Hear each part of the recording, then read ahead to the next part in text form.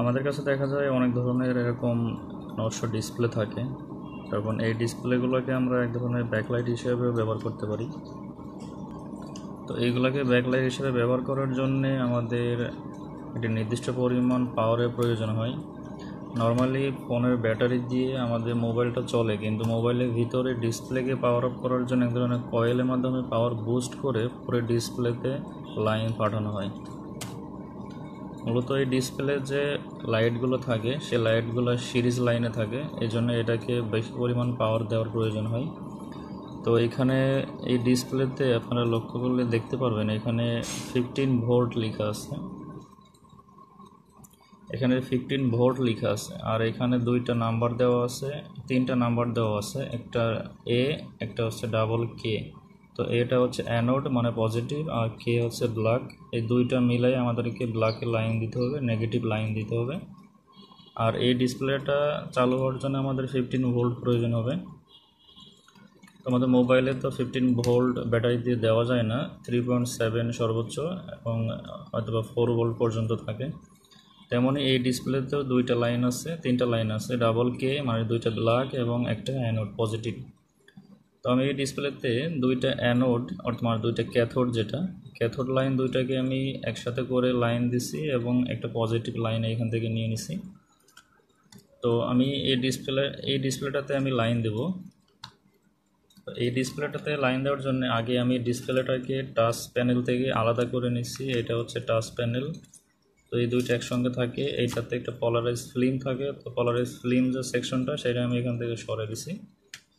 তো এটাকে পাওয়ার দেওয়ার জন্য আমাদের একটি পাওয়ার বুস্টার কনভার্টার দরকার হবে। তো এটা হচ্ছে power boost converter, DC to DC buck converter. এটাকে আইসি নাম্বার দেওয়া আছে XL6009E1, এটা হচ্ছে আইসি। তো এই আইসির মাধ্যমে আমরা 35 ভোল্ট পর্যন্ত আউটপুট পাবো। সর্বনিম্ন 3.7 ভোল্ট দিলে 35 ভোল্ট পর্যন্ত আউটপুট পাবো। এটা ডাটা শিট ভিডিও ডিসক্রিপশনে থাকবে। তো এইখানে এই সাইড থেকে ইন করতে হবে, এই সাইড থেকে আউট করতে হবে। তো আমরা এটাতে 3.7 ভোল্ট দিব। তো এটা হচ্ছে ডিসি মিলিঅ্যাম্পিয়ার মিটার। এর ভিতর থেকে আমাদের 4 ভোল্ট আউটপুট আসবে, 3.7 থেকে 4 ভোল্ট আউটপুট আসবে। তো এটা পজিটিভ হচ্ছে এই সাইড, যেখানে আমাদের নব আছে, এই নব অর্থাৎ পটেনশিওমিটার যেটাকে বলা হয়, এই নবের এই সাইডটা হচ্ছে আমাদের পজিটিভ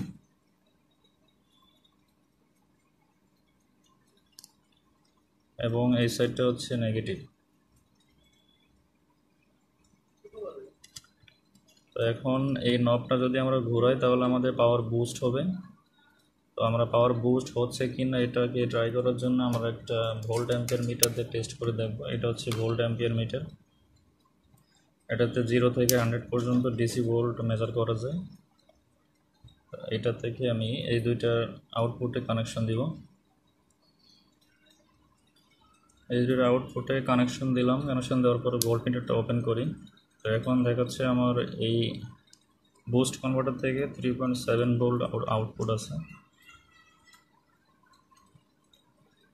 এখান থেকে যদি এই নবটার মাধ্যমে নবটা যদি আমরা অ্যান্টি ক্লকওয়াইজ দিই তাহলে আমাদের এই ভোল্টটা বুস্ট হবে।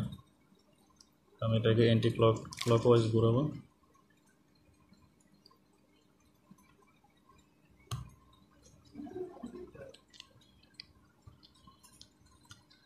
অ্যান্টি ক্লকওয়াইজ ঘোরানোর সঙ্গে এটা আমি সর্বোচ্চ 20 ভোল্ট পর্যন্ত নেব। তো এখানে আউটপুট ভোল্টেজ 21 ভোল্ট। তো এখন আমাদের যে ডিসপ্লে লাইনগুলো আছে অ্যানোড এবং ক্যাথোড লাইন, এখানে ডাবল কে যেটা এটা হচ্ছে ক্যাথোড বা নেগেটিভ, আর অ্যানোড হচ্ছে পজিটিভ। তো এখন পজিটিভটা পজিটিভ লাইনে এবং নেগেটিভটা নেগেটিভ লাইনে লাগাবো। পজিটিভ এবং নেগেটিভ লাইন দেওয়ার পরে আমরা এখান থেকে 3.7 যে পাওয়ার ভোল্টটা দিলাম, সোর্স ভোল্ট যেটা, সোর্স ভোল্ট দেওয়ার পরে আমাদের এখানে ডিসপ্লে লাইট অফ হয়েছে। তবে লাইট এখন কিছুটা কম আছে। তাই এখান থেকে আমাদের যে নব আছে বা পটেনশিওমিটার যেটা, এটাতে আমরা যদি ক্লকওয়াইজ বা অ্যান্টি ক্লকওয়াইজ ঘুরাই তাহলে আমাদের ভোল্টটা বুস্ট হয়। তো এটাকে আমি অ্যান্টি ক্লকওয়াইজ ঘুরাই এবং আমি আমার ফিগ লাইট অফ করে দিই। অ্যান্টি ক্লকওয়াইজ যখন ঘোরাবো তখন ডিসপ্লেতে ভোল্ট বেশি যাবে এবং ডিসপ্লের সম্পূর্ণ লাইটগুলো এখন জ্বলবে।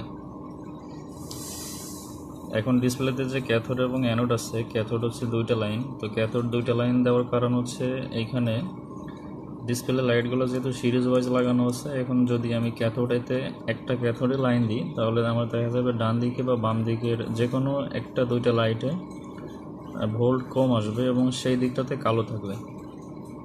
তো সেজন্য আর কি এখানে ক্যাথোড থেকে দুইটা লাইন দেওয়া হয়। আর ডিসপ্লে প্যানেলের ভিতরে এরকম একটা ডিফিউজ পেপার থাকে। যদি এই ডিফিউজ পেপারটা আমি এখান থেকে না সরাই তাহলে আমার দেখা যাবে এই ডিসপ্লের লাইটটা একটু কম দেখা যাবে। আর যদি ডিসপ্লেতে ভোল্ট বেশি সাপ্লাই দেওয়া হয় তাহলে ডিফিউজ থাকলে কোনো সমস্যা হবে না, ডিফিউজ থাকলে আরও লাইটের পরিমাণটা ভালো আসবে এবং পুরো ডিসপ্লেতে লাইটটা থাকবে। তো ভালো হয় ডিফিউজের পেপারটা এখান থেকে রিমুভ করে দেওয়া। তো এই বুস্ট কনভার্টার হচ্ছে 0 থেকে 35 ভোল্ট পর্যন্ত ডিসি বুস্ট কনভার্ট করতে পারে।